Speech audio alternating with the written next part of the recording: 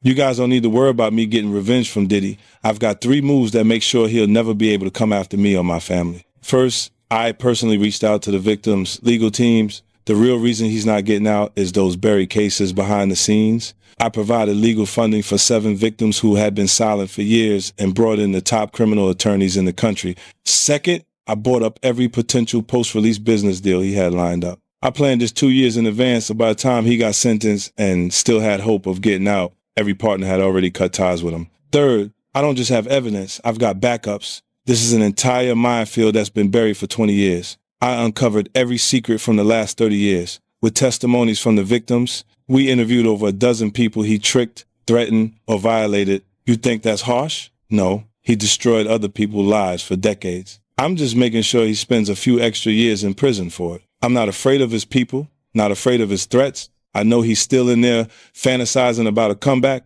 but the truth is, he's never... Other stuff that you just have not shown. Yeah, well, everything couldn't make was 4 episodes. Right. So it was a lot. You had to pick and choose things, like even in an area where he chooses to date people who he knows previously dated someone. He has a baby by a woman that was dating Tupac. Rappers, if there was any beefs, they would have like diss tracks. Yeah. It would be the diss tracks. Now it's just like a docuseries. This one, the timing was, I knew what it was going to turn into. The day will come when we will name names other than Sean Combs, and there's a lot of names. It's a long list already.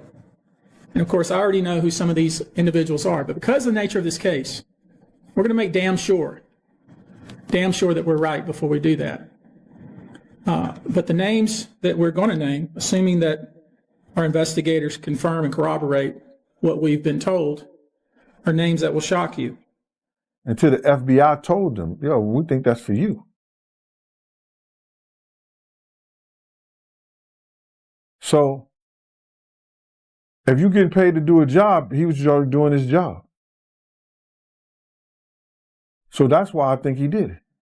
So I want to backtrack, my man, because you made a comment and you said something that you never said on my platform before. You did say on my platform before that you believe Puffy, he was the target, but you never said that. Because if they got if they got some tapes out there and it's with some underage, whether it's celebrities or not, it's gonna be crazy, bro. It's gonna be real crazy, and they're gonna have to bring that to forefront because the prosecutor's gonna want those tapes. And they're going to do whatever they have to do legally to get those tapes. No ifs, ands, or... 50 Cent's documentary did more than reopen debates around Diddy. It quietly shifted attention toward everyone moving within his orbit. As the film rose to the top of Netflix's charts, scrutiny intensified and focus tightened. Yet one familiar presence vanished completely. Snoop Dogg, famous for nonstop commentary and a loud online voice, stayed silent. In times of public pressure, silence often speaks louder than explanation. And when controversy erupts at this scale, the question feels unavoidable. Is staying quiet a calculated move or a sign that something deeper is at stake? And my sons have been best friends since they were 6, 7 years old. I didn't make it happen and Puffy didn't make it happen. One night I was at my house and Puffy's son was over about like 9 o'clock. And I'm like, cuz, what time you going home? And he like, I'm spending the night. I'm like, did you tell your dad? He like, nah, my mom dropped me off. So Kim, rest in peace, was connecting my kids with Puff kids, and they formed a friendship and a bond. When Justin went to UCLA, my son went to UCLA. When Christian was rapping, my son was rapping. When he was modeling, they was flying over the world together. So they forged a friendship and a brotherhood that... But let's go through, I want to go through this list. So, all right, we have a lot of names on this list. And I want to go through the transcription because I'll play a little bit of this video. It's just kind of annoying. You ready? Drum roll. It's playing a lot of music. This, who put this song on? Drake. Drake. Oprah. Oprah's on every list, guys. And honestly, that's one I believe. Why is she on every list? J-Lo. J-Lo. Always bringing back J-Lo. And with A-Rod. Will Smith. Will Smith. Alicia Keys. They mixed it so it sounds more depressing, and it's not. It's a very annoying edit. Andy Curtis, shame on you. calling out all the names who are involved and turned his back on him. This list is insane. Look, he knew a lot of famous people. He did. That is a truth. Not all of them are implicit in what he did. But here is the list. Here's the list. Without further ado, I will show you the list. Drake, Oprah, J-Lo, A-Rod, Will Smith, Alicia Keys, Justin Bieber, Kevin Hart, Mark Wahlberg, Snoop, another one, himself, DJ Khaled. We could just play this the whole time. Another one. We got Swiss Beats. Another one. Kelly Rowland. Another one. Chris Brown. Another one. Maluma. I won't keep putting it. Just funny because DJ Khaled was also on the last lawsuit from Lil Rod, claiming he went to the bedroom with male workers. Allegedly, so says Lil Rod. Maluma, Issa Rae, Ciara, Janelle Monáe, Lizzo, Meg Thee Stallion, J Balvin, Naomi Campbell, Jessica Alba, Peter Wilson, Gabriel Union, Usher. Usher's still friendly with him. All those parties he went to. Demi Lovato, Tracy Ellis Ross, Soiree, Julianne Hough, Diplo, Lil Uzi Vert, D Nice. Oh, it's our own D Nice. Hey, D Nice. Burna Boy. D Nice, you didn't tell me you were at a Diddy party. Paris Global, Nicole Scherzinger from Pussycat Dolls, Cara Delevingne, Winnie Harlow, French Montana, also listed in a lot of the stuff, and many more. Jay-Z, Machine Gun Kelly, Tiana Taylor, Travis Scott were also pictured at the hip hop mogul's birthday per snaps, which we can look at. But look, it's interesting because there's definitely, obvious names on this list. There's also a few like Tracy Ellis Ross and Jessica Campbell and Janelle Monáe and Issa Rae are more like, Hollywood liberal type people. He's got a lot. It's just a very big list of folks. Do I believe everybody on this list was involved in something debaucherous? No, I don't. When you look at the footage of the party, like he does this a lot where he has like these fancy ones that he takes photos of for everyone to see. So, and what the vibe I get is he wants, he throws these big parties. He's known for the parties. That's clear. And I believe he was throwing really big celebrity parties that were, look great, look like, super weddings. When you show up to a party, you got amazing decor and drinks and things. No doubt. I believe he was doing these events too. Snoop Dogg has openly talked about his deep, long-standing connection with Diddy, emphasizing that their bond went far beyond music and into personal life. Their families were closely linked, children growing up together, attending the same schools, and moving within shared professional spaces, forming a tight ecosystem that mirrored their parents' alliance. That degree of closeness reframes the narrative because proximity brings consequences. When controversy strikes the inner circle, remaining neutral is rarely possible. The conclusion becomes difficult to dismiss. Strong bones do not only create loyalty, they also reveal risk. When we will name names other than Sean Combs, and there's a lot of names. It's a long list already. And of course, I already know who some of these individuals are, but because of the nature of this case, we're going to make damn sure that we're right before we do that. But the names that we're going to name, assuming that our investigators confirm and corroborate what we've been told, are names that will shock you. These are individual cases. There are indeed other perpetrators involved. They will be revealed when that particular individual case is ready to be filed. They already know who they are.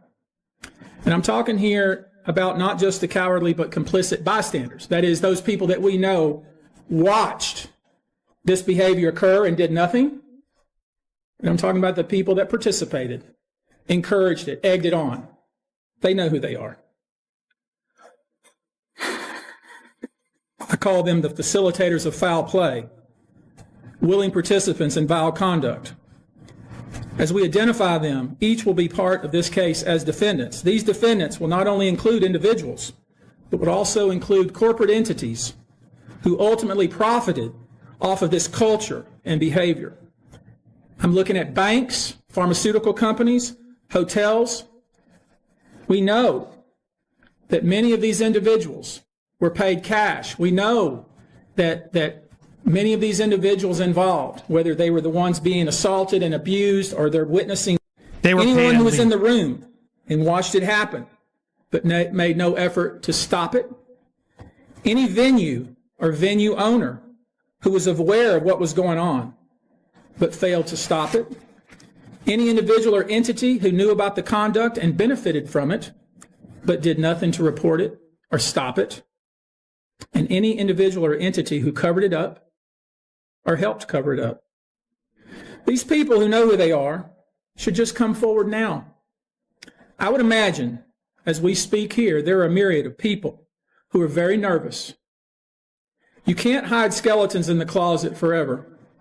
I would expect there are many people out there right now who are desperately searching their memories as they delete their texts and data. Now, although these are, in fact, individual cases, there is a common theme. He goes in, there's a lot more, the theme being that he would bring them in with drinks, lace those drinks. If you didn't drink said drinks, you were kicked out of the party. Once they took the drink and sort of passed out, they had their way with these people. And that's the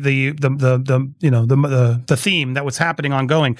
But so Christopher, I want to get your reactions, but I was taken by that part where Archived interviews have resurfaced, particularly moments where Diddy spoke in vague terms on television, while Snoop reacted in ways that now attract renewed attention.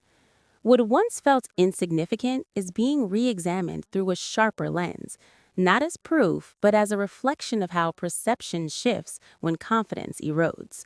Gestures, pauses, and expressions that were once overlooked are now intensely scrutinized. This highlights a broader reality of modern controversy. Once doubt enters the narrative, the past is no longer neutral. Every moment is reframed through suspicion. The message is unmistakable. Reputation shapes interpretation long before facts ever do. Y'all don't love us. Y'all don't love us. All on the record, dancing, coming death row. But I was like, damn, we on the same record label. I know these people are really thinking like we are like Coast, West Coast. We got beef with the people we got beef with. But we could go anywhere in the country because the FBI told them, yo, we think that's for you. So if you're getting paid to do a job, he was already doing his job. So that's why I think he did it. So I want to backtrack, my man, because you made a comment and you said something that you never said on my platform before. You did say on my platform before that you believe Puffy, he was the target, but you never said that the police told Puffy that he was the target. Elaborate on that. The FBI told him that. Phil Carson said that in the dossier. He said, I went to Sean Combs. He was reluctant to speak to me. But when I told him that we believe the hit was for you, he said, that's when Puff gave him his attention. The FBI, Phil Carson. Wow. He investigated the case. He was the one that said that the LAPD definitely, those rogue cops, had something to do with the murder of Biggie Smalls. They did the murder and planned the murder of Biggie Smalls. They were seen at the Peterson Museum. They were seen picking up bullets at a crime scene, picking up shell casing. This is the FBI agent saying this. So now, he told Puff that he believed it was for him. So a few days ago, man, I seen a news clip that was from the LA local news, man, and they showed this on March 9th, which was the anniversary of Biggie's murder. And they said that Amir Muhammad lives in Atlanta now and he does real estate. Do you think Amir Muhammad will ever come out and speak? Why would he? Why should he? What are you gonna say? What are you gonna say? Yeah, I killed him. oh, yeah, I had something to do with it. He gonna stay far away from it as he can. Murder don't go away. You understand what I'm saying? The statute of murder is always there. They'll come get you 30, 40 years from now. If he's still around when the statute at those cases being sealed is up, then he gonna have to talk or say something. But those cases, that case was sealed. Until they say that the case is closed or solved, that information stays sealed. But that information is what we need to get the killers in jail. They sealed the evidence that we need to put the killers behind bars. Because you know why? And that's what, if you've seen that program, like you said, he said that it would have cost LA $400 to $600 million for their officers be enrolled in killing the notorious Big. Do you think Biggie and Puffy had a... Statements from Suge Knight regarding the night Tupac was shot have resurfaced, reopening long-standing tensions that never fully healed. He points to unexplained absences, emotional reactions, and behavior from Snoop that he says stood out during critical moments. While these claims are disputed and far from proven, their return highlights how many fractures in hip-hop history remain unresolved. When figures present intersecting yet contradictory accounts, clarity dissolves. The deeper message is undeniable. Unfinished history does not disappear. It lies dormant, waiting for the right catalyst to pull it back into focus again. That's being shopped around, a Diddy and another male? They say the other male is an A-list celebrity. I would wonder if he's white or black. And if I'm looking at any black guys that are A-listers that's bigger than Diddy, there's only one that I could come up with. And there's a few I could come up with. Will Smith. He's bigger than Diddy. I would think Nick Cannon is bigger than Diddy.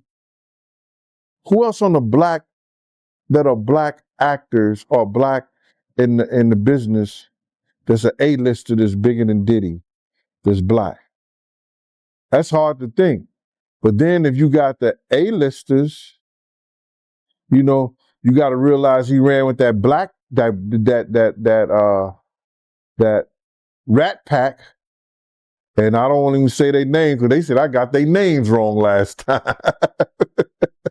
What's his name? Kushner? What's the other guy? Leonardo? Yeah, his name. Man, I don't keep up with these cats. But I heard that that's not only the tape that's being shot. There's some other tapes out there, other people too with him.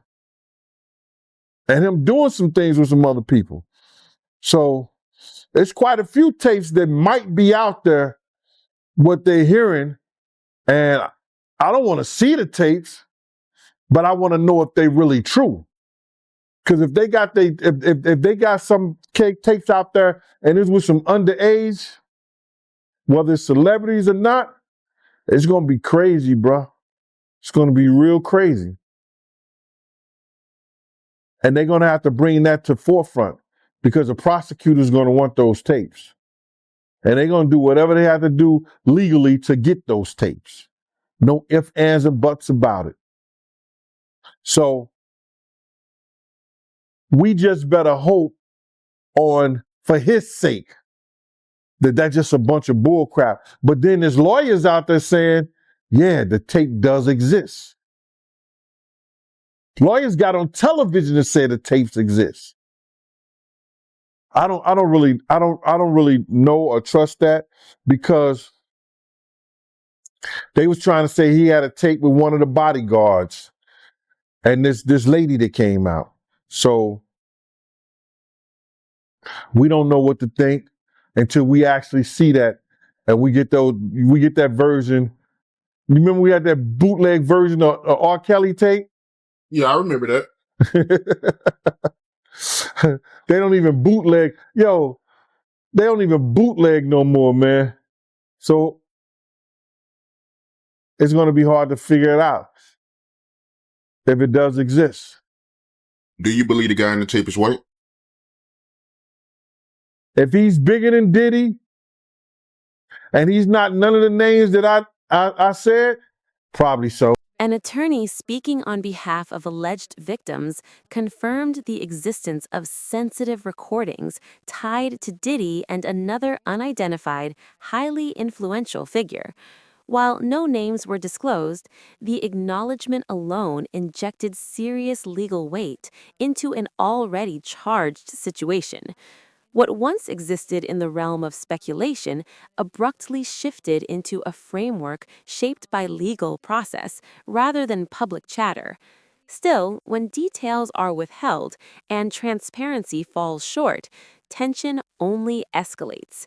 In that vacuum, assumptions multiply because silence does not pause the conversation, it accelerates it. Talk about that on your show. I said if they really wanted him, all they had to do was review those civil lawsuits. And once they find the criminal activity in those, they could bring him in. Now, did the Federal Bureau of Investigation in Miami do it? No, they didn't. Did California do it? No, they did not. The Southern District of New York, they took it upon themselves and put on that raid and everything based on the information they found in Cassie lawsuit and the information they found in Little Rod lawsuit. But all this is bigger than Diddy. It's bigger than Diddy, bro. Because you know who else they was doing investigation on during that whole time period? It was the mayor and the politicians in New York City. They turn around and give him the key to the city. All the mayor people that he brought on here in New York City are all resigning. They all resigning. People ain't gonna tie this together, but if you look at it, you have to say, because of Mayor Adams and his relationship with Diddy, it brought on the Southern District of New York to start investigating Diddy on civil lawsuits that was put against him. Because the feds is going after all these politicians in New York City. Yeah, the feds revealed that, anybody that, participated in any, criminal behavior at his freak-offs, they're going to pursue. Listen here.